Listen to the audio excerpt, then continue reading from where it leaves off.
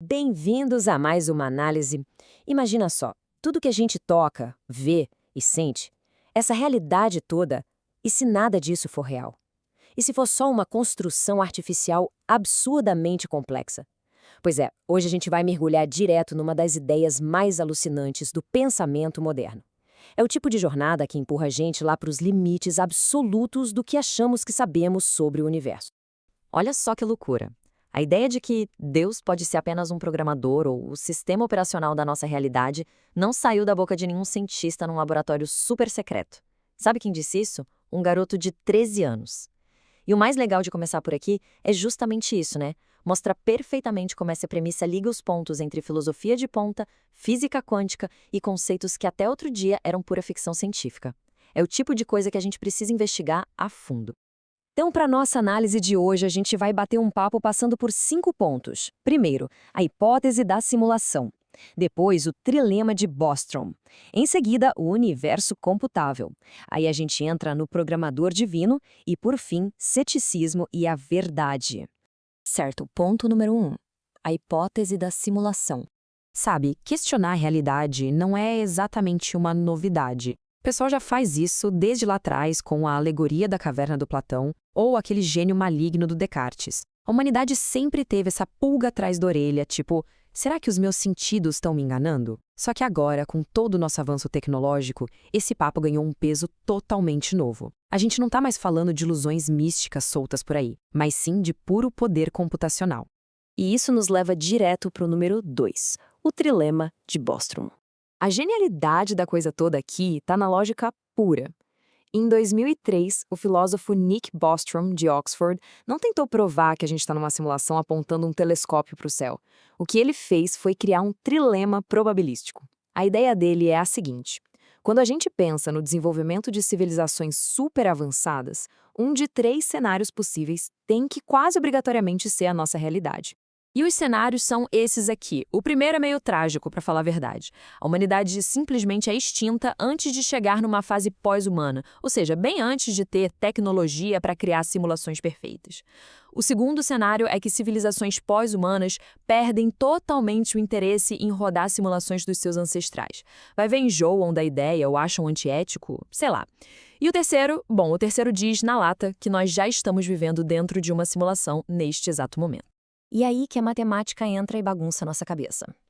Pensa comigo, se os 2 primeiros cenários forem mentira, isso significa que as civilizações avançadas sobrevivem sim e que elas adoram criar simulações. Se isso for verdade, uma única civilização dessas criaria bilhões de mundos virtuais, contendo trilhões de seres conscientes. Colocando na ponta do lápis, se existem trilhões de mentes simuladas para apenas um único grupo de mentes biológicas originais, as chances de nós sermos a base da realidade são de 1 em bilhões. É estatisticamente impossível, praticamente zero. O que nos joga para o nosso terceiro ponto, o universo computável. Gente, tem um paralelo entre a física e a tecnologia que é de arrepiar. Na física quântica, o universo não é um negócio contínuo e infinito, sabe? Ele tem limites microscópicos super bem definidos. Por exemplo, o comprimento de Planck. É a menor distância que existe. Literalmente atua como se fosse o pixel da nossa realidade. Não tem nada menor que isso. E o tempo de Planck é a menor fração de tempo concebível e funciona quase como a taxa de atualização de uma tela, o famoso frame rate do universo. A física das partículas age igualzinho a um ambiente digital mega estruturado. E se isso já soa bizarro, o famoso experimento da dupla fenda eleva a coisa para outro patamar. Nele, a gente descobre que as partículas subatômicas ficam ali existindo só como onda de probabilidade e só tomam uma forma física definida quando alguém vai lá e mede ou observa elas ativamente. É como se, até a gente olhar, o universo não tivesse um estado pronto. Fica parecendo muito que ele está só esperando para ser carregado na nossa frente, sabe? É exatamente igual jogar um videogame hoje em dia. Imagina um GTA ou um Cyberpunk da vida. O motor gráfico não carrega a cidade inteira ao mesmo tempo. Não teria memória RAM no mundo que desse conta.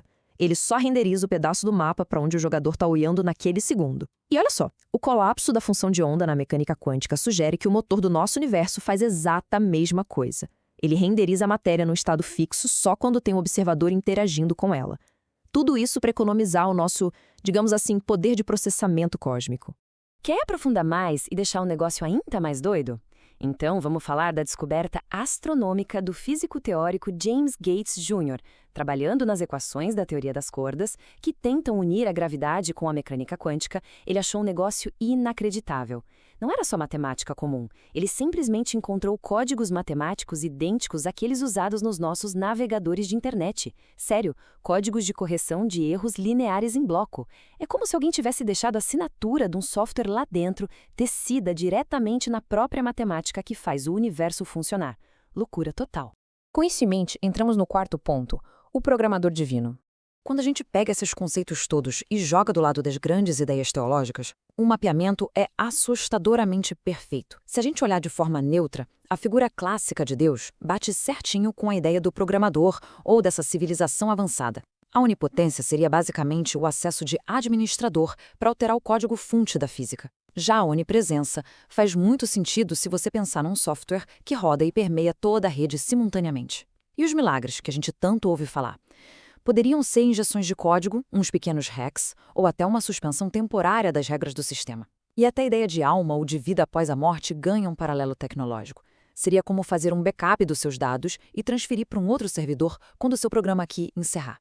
Olhando por essa lente, um ser supremo não precisa ser visto só através daquela mística inalcançável. O Altíssimo vira, na prática, o grande arquiteto do hardware gigantesco onde a nossa realidade inteira está sendo processada. E a grande questão é, por que isso importa? Porque isso chacoalha completamente a nossa visão de mundo.